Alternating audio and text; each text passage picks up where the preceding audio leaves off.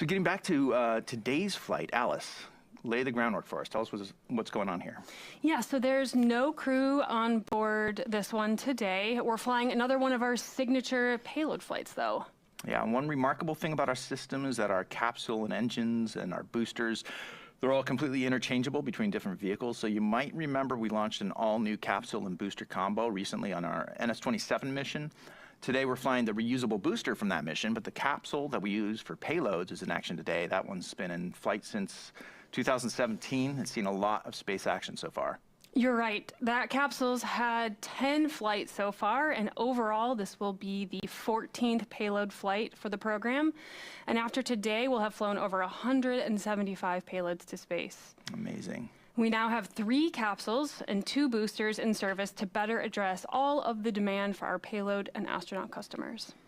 We're already seeing that happen. You know, we've flown 47 people above the Kármán line so far, and that accounts for nearly 7% of all astronauts to date. It's a thrilling time for space exploration, and for all of us here at Blue Origin. All right, we're T-minus 12 minutes to go here. Let's talk about what do we have on board today? Yeah, this flight is carrying 30 payloads, 29 of which are inside the crew capsule, and 1 of them is on the booster. Now, over half of these payloads are funded by NASA's Flight Opportunities Program. They're testing innovations critical to achieving the Artemis's program goals and exploring the lunar surface. The other half of the payloads come from universities and commercial providers. These are also testing innovations that advance various lunar efforts. It's all about the moon. And speaking of testing, 4 of these payloads are from Honeybee Robotics, a Blue Origin company. The team there is doing some really, I'd say, some groundbreaking work, wouldn't you say? Yeah, I would. After all, these technologies are all about breaking ground on the moon. Specifically, they're about lunar regolith, or the soil of the moon. They're researching how we'll excavate and process that soil. Honeybee is doing a lot of great work for us right now, as well as paving the way for future lunar exploration and habitation. And if you've been following Blue, you know how important all this lunar research is for our mission and vision. So, hey, big shout out to the Honeybee team for all their incredible work. So let's get into a little bit more of the science here with this lunar spin technique. Alice, lay the groundwork for how we're going to do this. Yes, so let's imagine spinning a bucket of water around in a circle, let's say. And the water stays pressed against the bottom of the bucket as you spin it because of the outward force created by the spin. Now, this force is called the centrifugal force. When the capsule spins today, everything inside will feel pushed outward towards the wall of the spacecraft. This outward force mimics gravity. Now, to simulate lunar gravity, which is about 1/6 that of Earth's gravity, the capsule's spin speed is carefully controlled. The faster it spins, the stronger the force. So the spin is calibrated to match the weaker pull of gravity on the moon. Now, this isn't real gravity, but rather a force that feels like gravity because of the spin. Today, we will be spinning at 11 rotations per minute, and compared to our normal spin rate of 1/2 a rotation per minute, today's will be a much more intense spin, 22 times more intense to be specific. That's pretty significant. And think about that. We're able to do this testing only 62 miles away from Earth, or that's where the Kármán line is, 100 kilometers, rather than having to go, you know, all the way to the surface of the moon, or 240,000 miles away. So this testing is much more achievable. And tell us, like, what kinds of testing are we going to be doing within these payloads? Yeah, I just want to note that we have entered a hold here, so we'll watch that clock. But to talk specifically more about the payloads, let's imagine what it would take to go back to the moon. Now, this time to stay. What kind of technologies are required, and how would we do those tests here on Earth before the voyage? Well, you'd need to cover these 6 crucial areas: in situ resource utilization, or ISRU, dust mitigation, advanced habitation systems, sensors and instrumentation, small spacecraft technologies, as well as entry, descent, and landing technologies. It's quite a full range of lunar testing we're able to do. Yeah, and the fact that all this proves these technologies, we can prove these technologies at a lower cost on New Shepard. It's kind of another step towards Blue's mission of radically reducing the cost of spaceflight. And up until now, if you wanted to simulate the moon's gravity, you could only do that for just a few seconds using centrifuges or parabolic flights. Yeah, and with this new capability, NASA can now expose their payloads to lunar gravity for a significantly longer duration, about 2 minutes today. And they're capable of testing much larger payload sizes. On top of all of that, it allows research to get their test results back the same day, just a few hours right after the capsule lands. So yeah, New Shepard is not just a launch vehicle. It is essential for the testing of technology that will make a sustained presence on the moon possible. Well, thank you for that groundwork there. All right, we're coming up here. As you acknowledged, there's a hold going on here with the clock. We're about 2 minutes into the hold.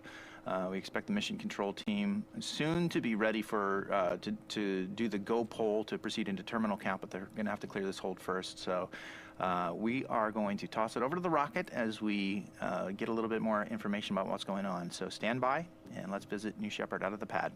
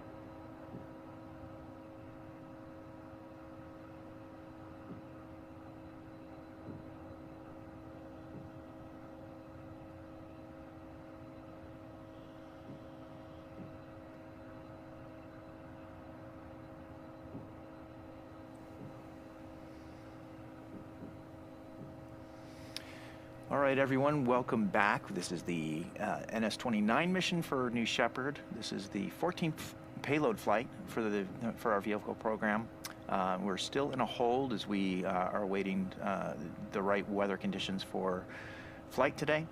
But while we're in a hold, let's revisit that exciting flight that happened just a couple weeks ago. We talked about that at the top of the show. The New Glenn 1 NG-1 mission, which is the first orbital mission for Blue Origin. For years, we've been, doing these New Shepard broadcasts and talking about what's going on behind the scenes as the New Glenn team designs and builds and tests the New Glenn vehicle.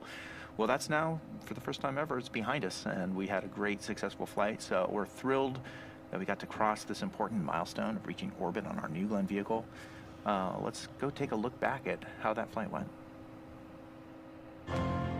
New Glenn is ready for launch of Blue Ring Pathfinder. This is our first flight, and our key objective today is to reach orbit safely. GS1 at flight level. Big water start. 3, ignition, 2,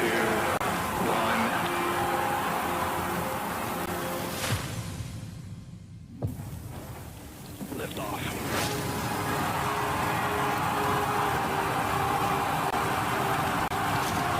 All 7 engines at full thrust. Checking for pressures are good. Vehicle's cleared the tower. Now passing 18 seconds into flight.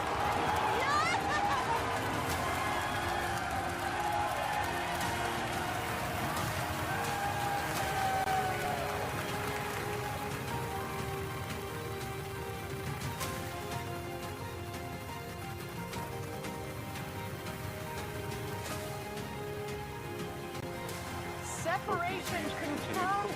And we have ignition on both D3Us. Chamber pressure is good. GS2 is now orbital. We got to orbit safely. Congratulations, Blue Origin. Y'all have gone orbital.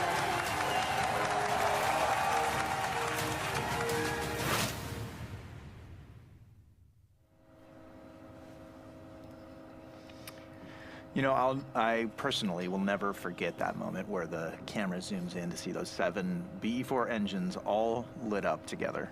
I know those mock diamonds were crazy.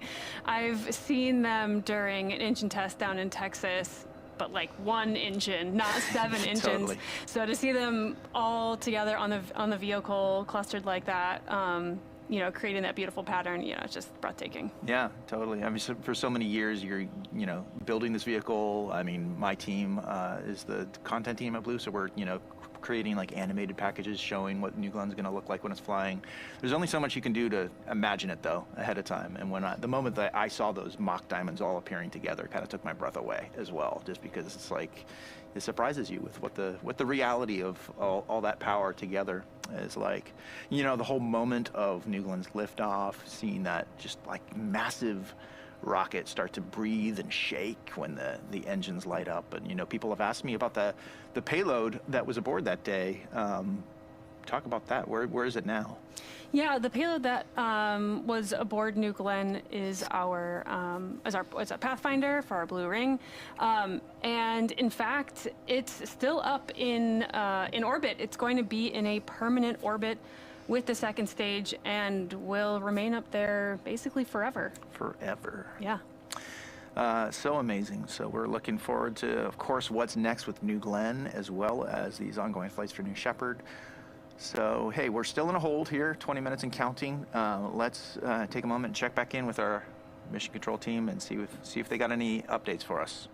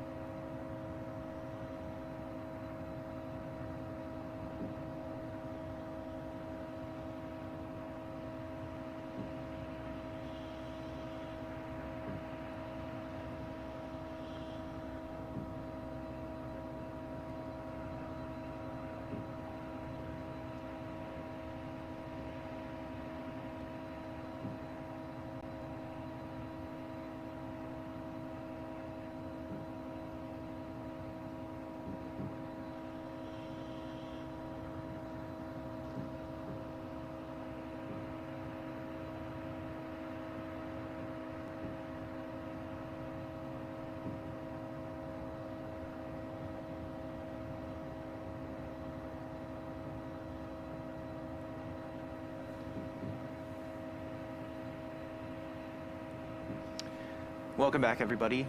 This is the NS-29 mission, our 14th flight for a payload flight on the Shepard program today. As you can see, we are in an extended hold here. We are waiting for a good weather opening. As you can see, there's a lot of cloud cover going on in Texas. We want to make sure that the conditions for the weather are just right for flight today. I know personally, I am looking forward to seeing whatever we might be able to see from the camera views on the ground of the lunar G-spin technique that we're going to do today. So, I mean, definitely we want to see clear skies if it's possible, but as you can see, it's a lot of cloud cover. We're just assessing the conditions right now with the weather before we decide to fly. So bear with us. We're going to keep waiting for this hold as the team looks for a good opening today.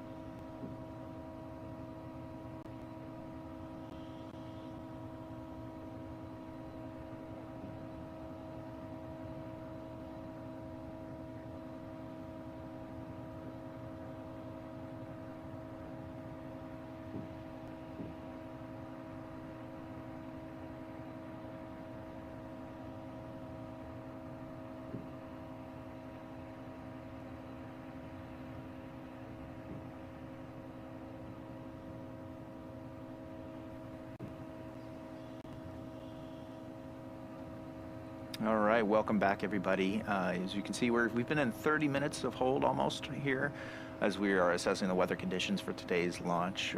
We want to make sure we're flying with just the right conditions. So the team is looking at that information. It sounds like they're not loving what they're seeing so far, but we are going to keep standing by to see if we can find a good window for this flight to be able to lift off today and have a successful flight to space. So stand by with us. We're going to keep viewing these great live views of our rocket getting ready on the pad today. We'll be with you.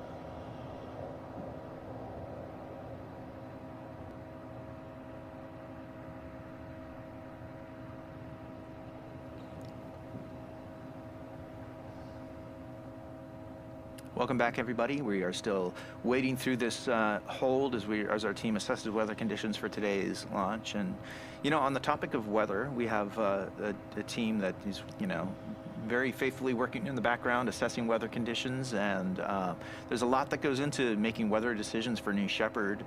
New Shepard, of course, like is unique in a lot of ways for a spaceflight program. One of those ways that it's unique is that the entire mission profile happens right here on Launch Site 1 in Texas.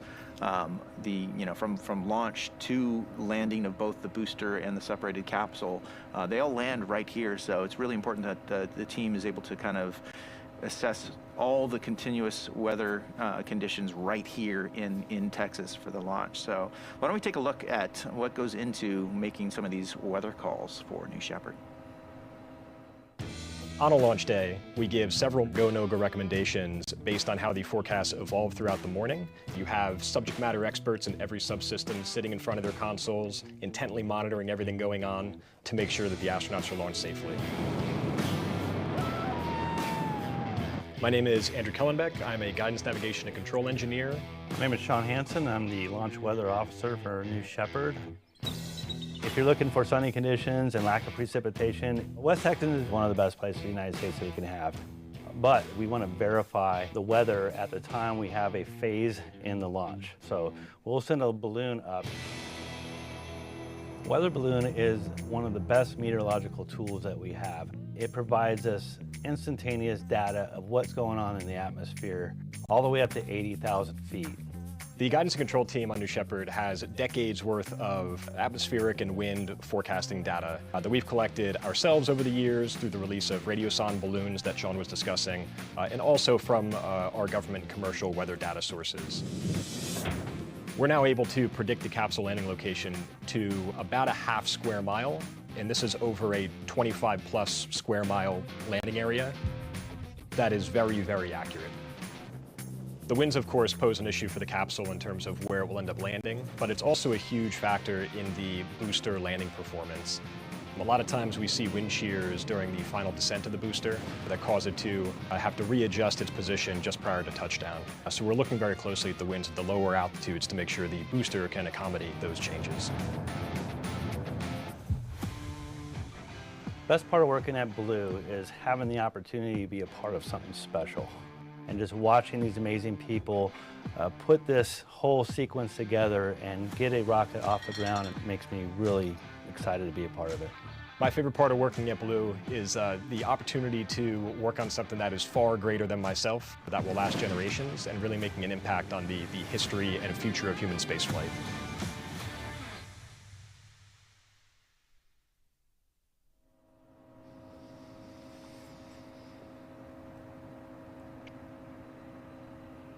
Yeah, there's a lot that goes into making these weather calls.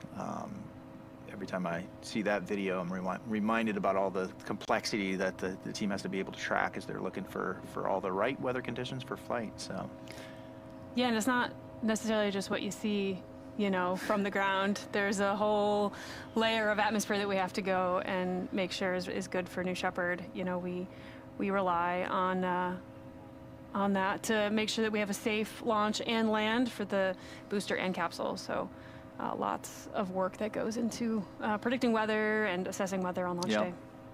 Now, I can say from the camera side, like we have these long-range cameras that are sitting on the ground ready to point up at the rocket and watch it in flight. Once it does pass through a cloud layer, we have, you know, infrared cameras to be able to kind of look through that. And that's why if you've watched these broadcasts before, that's probably what you might remember noticing is sort of these funny colored views that are infrared cameras that are picking up heat signatures from the vehicle that are on the other side of the clouds. So that's possible too, but it's always nice to be able to fly on a completely clear day. You just don't always get that. So we're hearing from Mission Control. They're still waiting for these conditions there's a potential window. They're holding it open for this window. So stand by, bear with us. I know it's never fun to wait through all these holds, but sometimes you just got to wait for the right conditions. So we're going to keep standing by here. Let's toss it back to New Shepard as we check in again with our Mission Control team.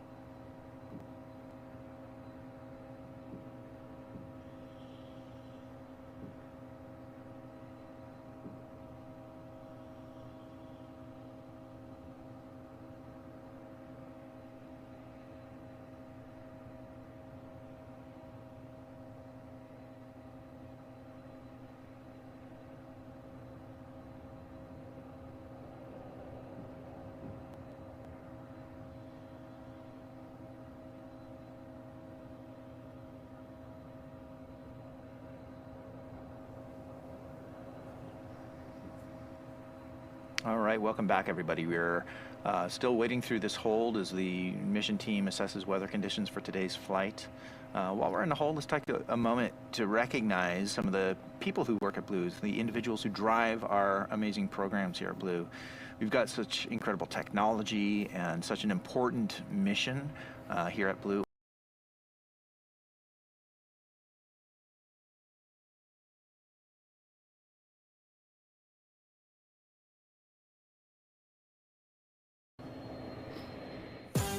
It's a privilege to work at a company that makes quality rocket engines. Using a combination of CNC and laser cutters, I produce and install parts on our engine nozzles. I love what I do, and I'm honored to be a part of something so historic and unique, especially when I see that engine light up. I'm excited to wake up every morning, knowing that the work I do every day will lead to millions of people living and working in space. I'm Darren Threet, a welder and laser operator at Blue Origin, and together we are building a road to space.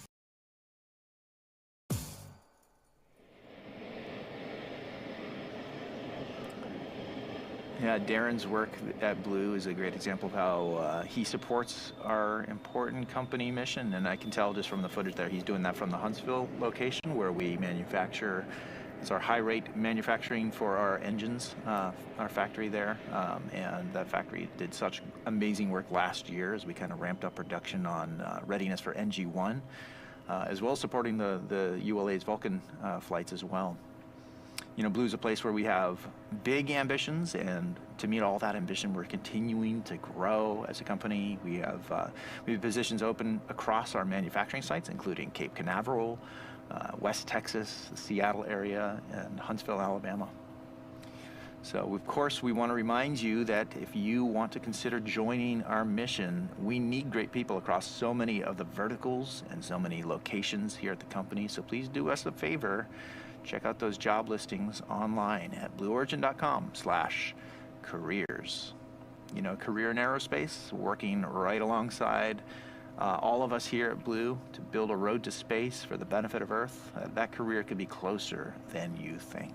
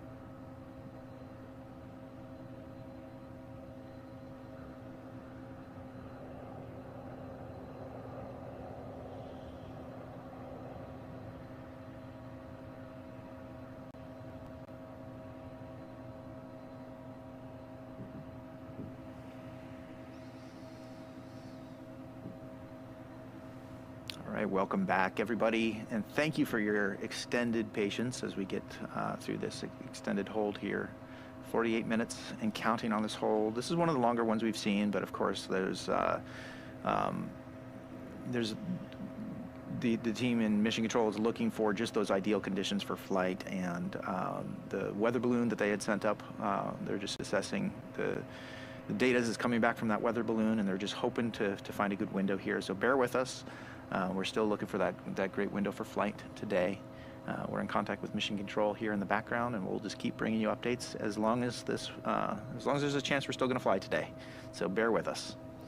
Let's toss it back out to New Shepard as we wait through this hold.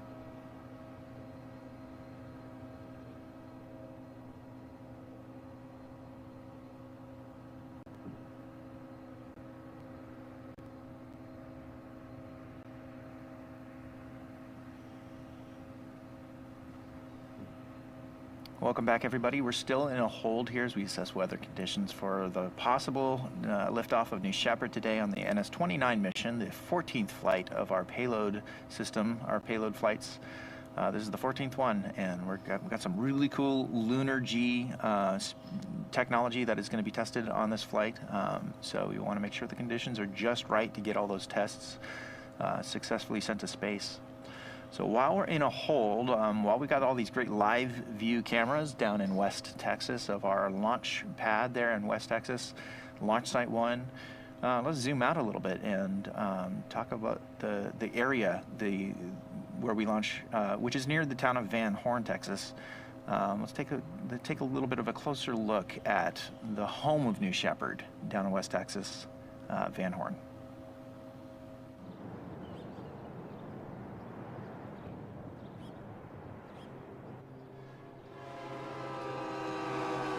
2 hours east of El Paso sits Van Horn, population 2,000. This small town lies on an isolated edge in the high desert of West Texas, with epic views in every direction. Breathtaking sunsets, a seemingly endless horizon, hiking trails, untouched lands, and natural beauty. It's our home away from home, and when we're here, we get to take part in the local culture. And on launch days, locals get a glimpse of New Shepard as it blasts towards the stars. This is the home of New Shepard. 20 miles north of Van Horn's Main Street, Blue Origin occupies a majestic valley as far as the eye can see. Texas has always been at the forefront of human space exploration. It was home to mission control for the Apollo moon landings, and it's where astronauts have trained for decades. Now, this rich history is being passed to a new generation of astronauts. West Texas has been the site of every Blue Origin mission to date. And it's where the journey to space begins.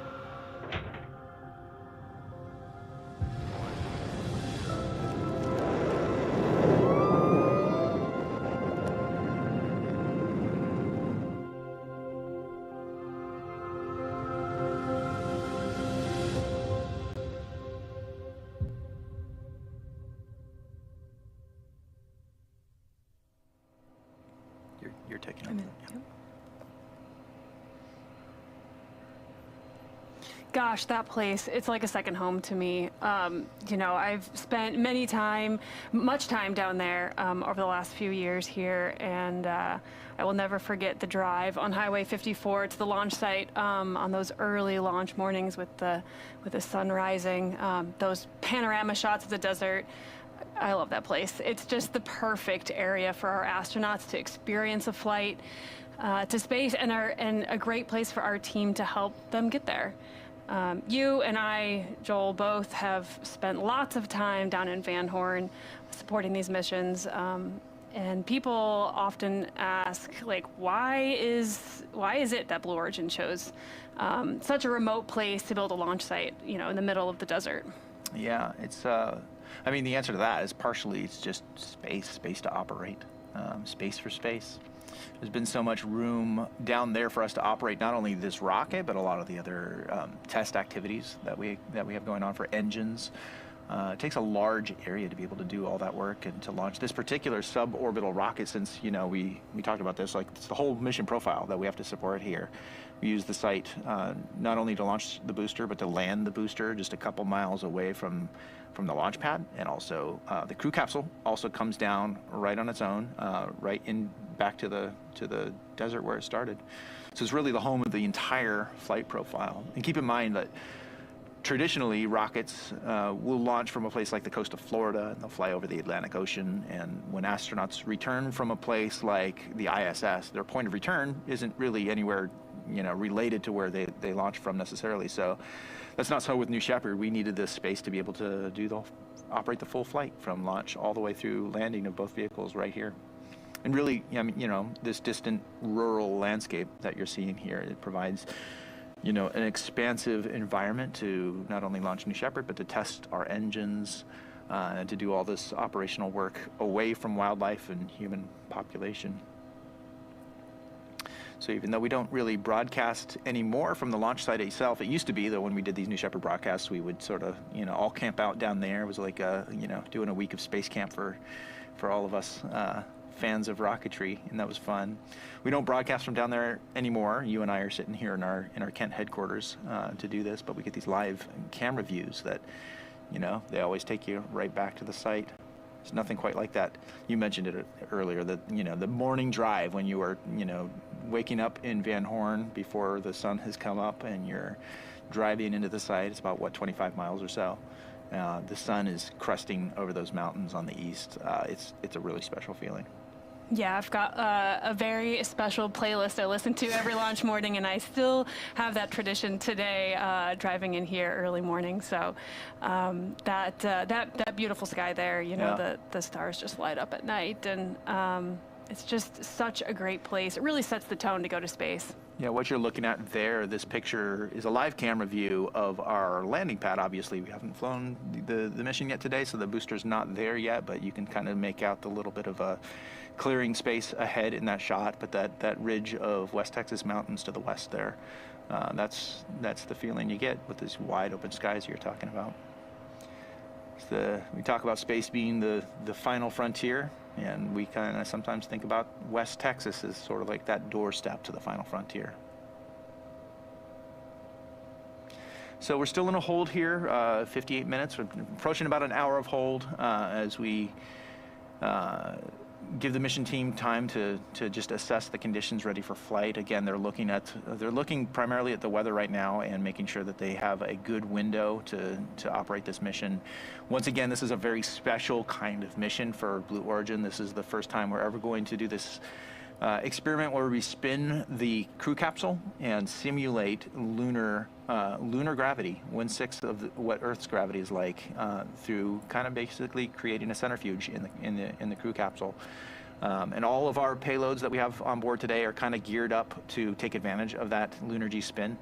So it's a very special mission, and we just got to make sure the conditions are just right to get this one done. So please bear with us.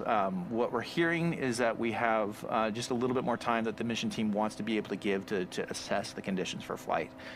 So I think it could be another 20 minutes or so from what we're hearing, that they're going to leave this window open and keep assessing the conditions for flight. So bear with us. We are going to keep watching and waiting here as we hopefully make our way towards liftoff. I do see there that some information on the screen is just kind of refreshed, and they've reset the mission clock to 10 minutes, but the hold clock, it's a new hold, a fresh hold. I think we probably crossed that 1 hour threshold. So yeah, we're going to continue getting some information here from Mission Control and hoping and waiting for a successful launch today. So bear with us. Let's go back to New Shepard on the pad.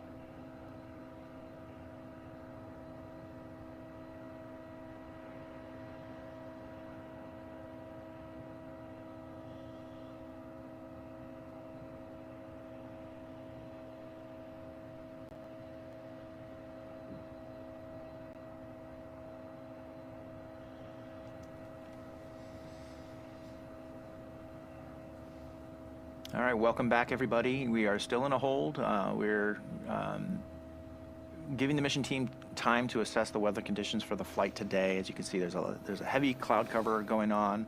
Like you said a little bit earlier, Alice, there's other things that we can't see with our eyeballs going on with the weather. We've sent up a weather balloon, and they're tracking specific conditions that they're looking for to make sure that we're ready for flight today. I personally can't wait to see the results of this mission, but of course, as with any mission, you got to make sure that the conditions are just right for flight. So we're going to keep giving them time. The mission team is saying that they need to assess this for a few more minutes to be able to know whether there's a window for flight today. So bear with us. Thank you for your patience. We also here are watching this live on air and hoping and crossing our fingers that we get a good moment to be able to fly to space today. And we're right there with you. So bear with us. Let's toss it back to the rocket on the pad.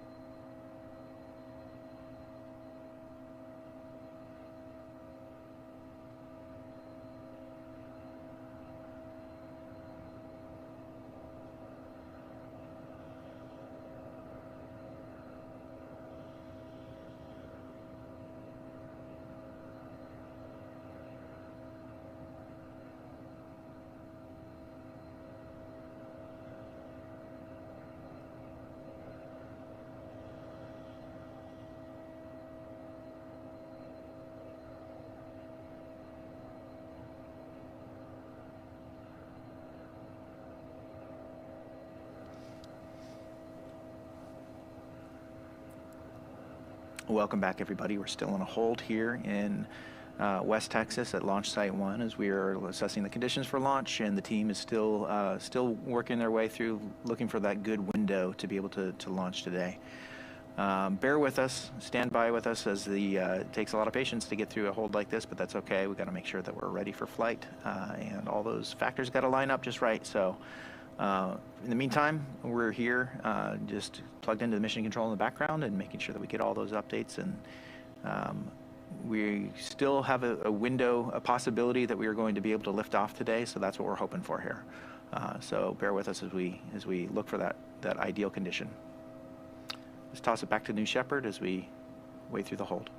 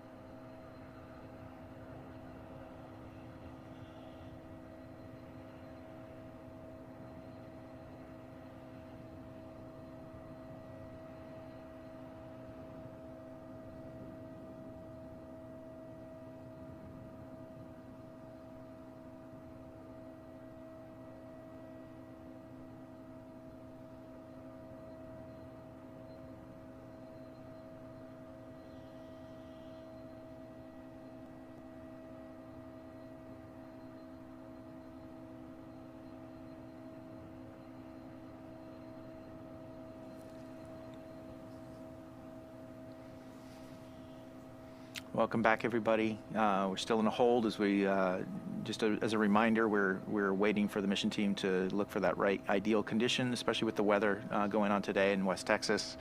You can always see that cloud cover before the launch here with the live pictures that we're seeing right here. So as Alice noted a few minutes ago, there's a lot more that goes on than what you can actually see with your eyeballs. And so they've got a weather balloon that they've sent up, and they're assessing just the right conditions in the upper atmospheres, and pretty much the entire way from Texas to space and back. It's got to be just right for flight. So we're giving them that time to make that assessment and hopefully hold on to this narrowing window that we have in front of us in terms of an opening for flight. So we're hopeful.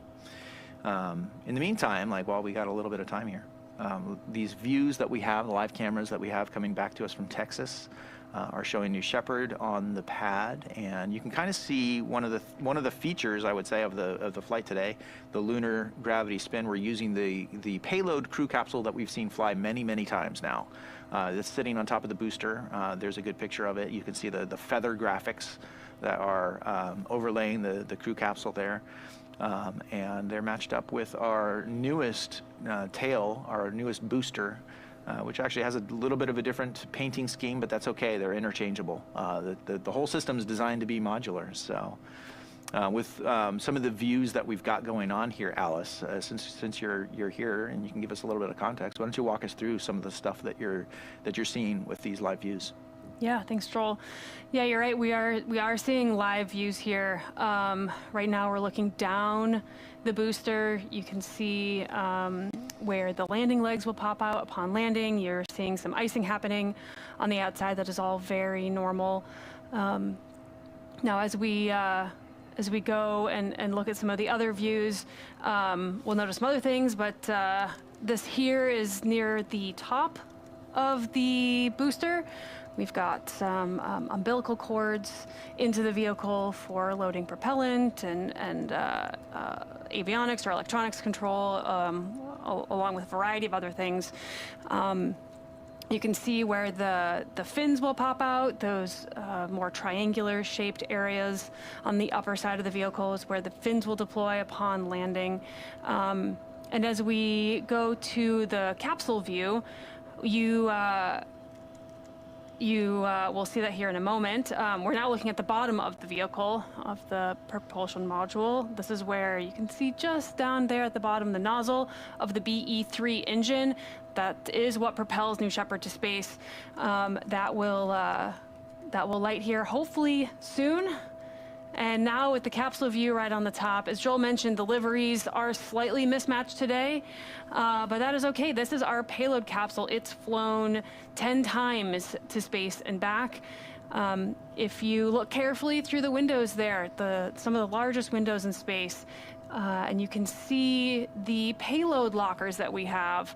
There's a variety of lockers in there today, positioned in a very specific orientation, you know, to help the folks doing experiments to sense that lunar gravity as we spin the capsule up. What you're looking at straight on is the hatch. Now, if you're an astronaut flying on New Shepard, the camera view is actually on the bridge that you would walk across as you enter the capsule. That hatch would be open, you'd walk in and take your seat. Instead of seats, we have payload lockers today around the capsule. And that bridge is still out for now. Hopefully we'll see that retract shortly. Yeah. If we get into the launch sequence. Now, this particular view that we're looking at right now, this is the view that the astronauts would get if they're approaching the hatch, and the hatch, of course, would be open when they're approaching the hatch of the crew capsule in order to ingress into the crew capsule. This view always reminds me of back in the days of our astronaut training before first human flight. I can't remember, Alice, did you ever get a chance to play the role of an astronaut?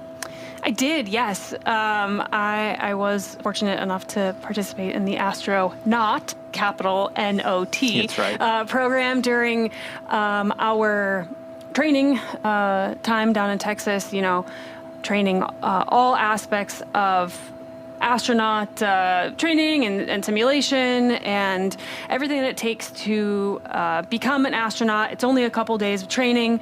We go through all of the safety things that the astronauts need to be aware of and walk through a full flight day, step by step, all of the important moments. And here on the bridge is one of my favorite moments that we even practice during astronaut training, which is your hero pose. You stand there next to the capsule, strike a pose, and get your picture taken before entering the capsule. That's right.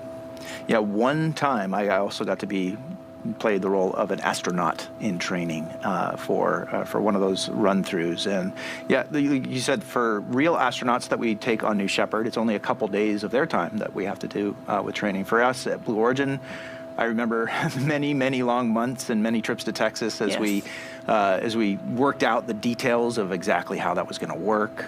My crew is the media crew, so like the photographers and the videographers, and making sure that we get the footage and the pictures for the astronauts, and all of that stuff had to be carefully practiced and timed along with the New Shepard team in order to make sure that we were in full sync and we were not going to cause any extra delays to the mission sequence. And so we had to do a lot of practicing with that. But one time I remember I got to be an astronaut and step into the crew capsule and take a seat and hear the Capcom, voice of Capcom through the radio as they are prepping you for a flight. And that was quite a surreal experience to be able to just sort of imagine what our astronauts are going to be able to go for.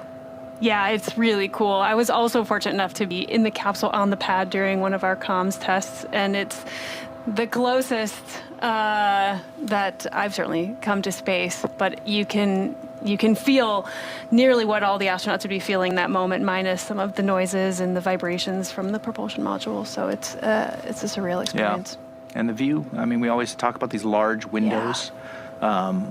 One of the things that we always also talk about with the large windows is not just that the windows are large, but the entire surface area of the capsule is covered in a remarkable percentage. I think it's a third of the capsule's surface area is covered in window. And so while every astronaut that is sitting in one of those seats gets their own picture view into, looking out to see Earth descending away from them and to see, space, and then once they unbuckle, they can look through their own window.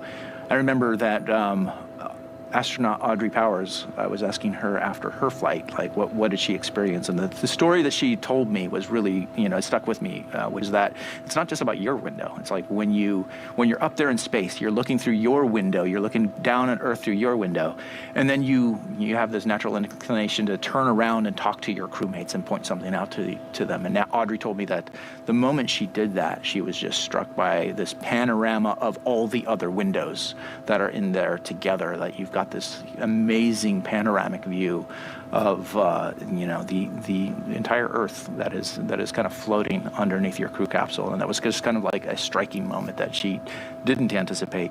And it's, not having gone to space myself, I can imagine there's a lot of things that you probably are hit with just a sensory overload when you're inside that crew capsule, looking down at Earth through these windows. So today we've got these payload boxes, as you pointed out, that you can see through especially that left window there. You can see the silhouette of those payload boxes there.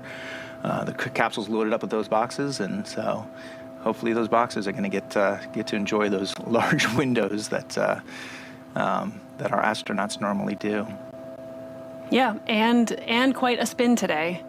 Yeah, for sure. I mean, the footage that we see coming back on every mission, you can see the normal amount in that you said it was like, what? About a half a rotation a minute. Half a rotation per minute, and then today's flight is supposed to be much more intense, 22 times faster than you would normally get on a normal New Shepard mission, so that would be quite intense. And I don't know what that would feel like for a human. I mean, it would feel like some form of gravity. Yeah, like you'd be pulled towards the walls and the windows and be able to sense. It's a sideways. It's like a sideways centrifuge today. Yep. Yeah. So yeah, we at Blue Origin have been looking forward to this flight for a very long time, and really looking forward to seeing the results of it. It's the kind of tech that our team was able to put together and kind of work with a lot of our customers, including the NASA team and the Honeybee team here at Blue, as they look forward to what it's like to simulate lunar gravity. Once again, this is just incredibly important for the Blue Origin mission, which, sometimes we like to say all roads for Blue go through the moon. We've got a lot of things on our forecast of programs that all kind of are, in a way, interlocking, that kind of support one another. We talked about the Blue Ring program earlier this month that we launched on New Glenn, on the first New Glenn flight, which is the Blue Ring Pathfinder. And that Blue Ring technology is going to create such a great infrastructure in open space and orbital space for us to be able to, increase communications and data and all kinds of, it's like a Swiss Army knife for space. And that will, of course, overlap and communicate with programs that we have, like lunar landers that are going to the moon. And other pieces of lunar technology. The vision for Blue Origin to be able to go back to the moon and to really establish all of the components that are necessary in order to go back to the moon this time to stay. There's a lot going into that, and so flights like today are really a good way for us to prove out how those technologies can be put into practice. And to do it at a subscale like New Shepard is a really cool benefit. Yeah, it's really cool that they're going to get about 2 minutes, a little over 2 minutes of Lunargy today. Okay, so yeah, the hold that we have going on here, it says 24 minutes, but that was in addition to a previous hour that we were counting upwards. So the mission time has definitely shifted for today. One of the major issues that we're looking for is just the right weather conditions. I'm actually hearing from Mission Control that we are also troubleshooting a vehicle issue. This is kind of a normal part of the process of getting ready for flight, is we're making sure that all systems are go for launch. So a couple things going on today. There's the weather issue, and there's also one vehicle issue that they're currently troubleshooting, which is accounting for this extra time that we have on the clock here. So bear with us. We have not yet called for a scrub, and usually happens a little bit earlier than this, but sometimes we want to give them all the time that they need to make that call. So the mission team is working furiously. Their heads down in Mission Control, and they are working together to see if they can hold on to the open time window that they have to make this mission happen today. So it's possible we'll scrub, but we're still holding on to that hope that we can find that good window for flight today. So bear with us. Thank you, and thank you for your immense patience with this extended timeline for today's flight. With that, let's toss it back to the rocket and just enjoy these great views of New Shepard getting ready for flight.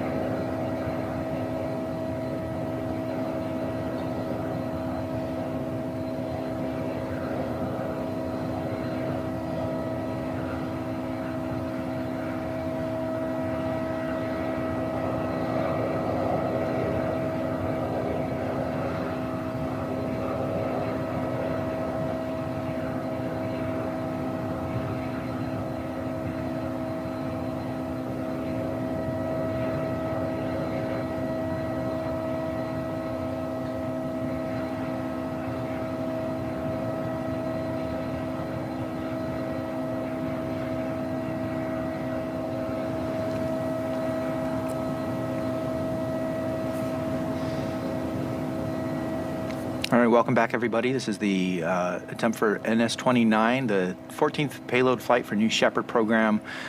As you can see, we've been in an extended hold here as the time has ticked down to the T-minus 10-minute marker, and then we've been just waiting through as the mission team is working in the background. In addition to tracking the thick clouds that we're seeing today, we've also encountered a vehicle issue related to the booster's avionics that's going to take us beyond our launch window, unfortunately. We're going to be scrubbing today's launch to look into this issue further and hopefully find a better weather window open to be able to make sure that this is a successful flight for the NS-29 mission. So once that turnaround plan is confirmed, we're going to announce a new launch window. For now, you can follow us on social media for updates.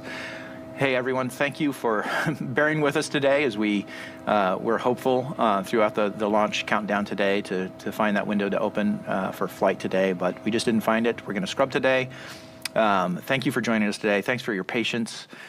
Please join us when we announce our new launch window coming up. Follow us on social media for updates. Gradatum Verociter.